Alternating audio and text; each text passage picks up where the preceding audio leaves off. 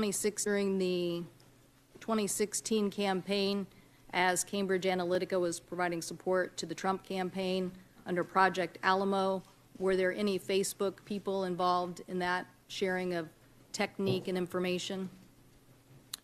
Senator, we provided support to the Trump campaign similar to what we provide to any advertiser or campaign who asks for it. So that was a yes. Is that a yes? Senator, can you repeat the specific question? I just want to make sure I get specifically what you're asking. During the 2016 campaign, Cambridge Analytica worked with the Trump campaign to refine tactics, and were Facebook employees involved in that? Senator, I don't know that our employees were involved with Cambridge Analytica, although I know that we did help out the Trump campaign overall in sales support in the same way that we do with other campaigns. So they may have been involved in all working together during that time period. Maybe that's something your investigation will find out. Senator, I can certainly have my team get back to you on any specifics there that I don't know sitting here today. Have you heard of total information awareness? Do you know what I'm talking about? No, I do not. Okay. Total information awareness was 2003. John Ashcroft and others trying to do similar things to what I think is behind all of this. Geopolitical forces trying to get data and information to influence a process.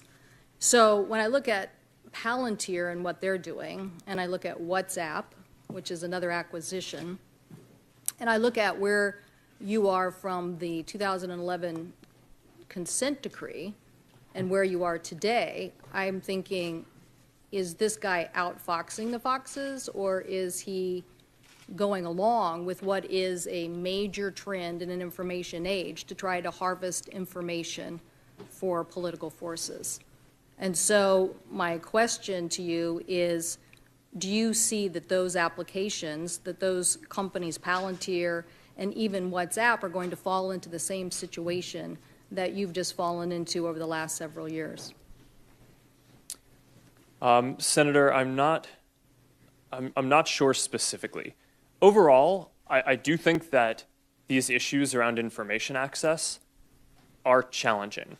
To the specifics about those apps, I'm not really that familiar with what Palantir does. WhatsApp collects very little information, and I think is less likely to have the kind of issues because of the way that the service is architected. But certainly I think that these are broad issues across the tech industry.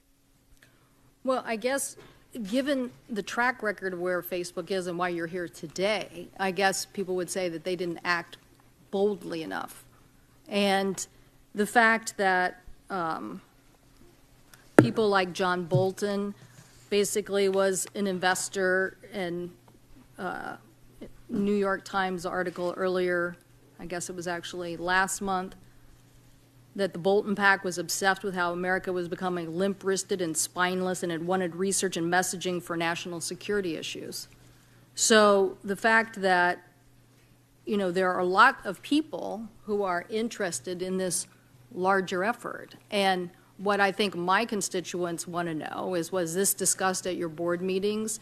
And what are the applications and interests that are being discussed without putting real teeth into this? We don't want to come back to this situation again.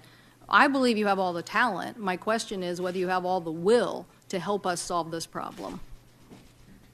Yes, Senator. So data privacy and foreign interference in elections are certainly topics that we have discussed at the board meeting. These are some of the biggest issues that the company has faced, and we feel a huge responsibility to get these right.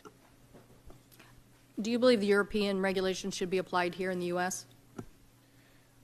Senator, I think everyone in the world deserves good privacy protection. And regardless of whether we implement the exact same regulation, I would guess that it would be somewhat different because we have somewhat different sensibilities in the U.S. as do other countries.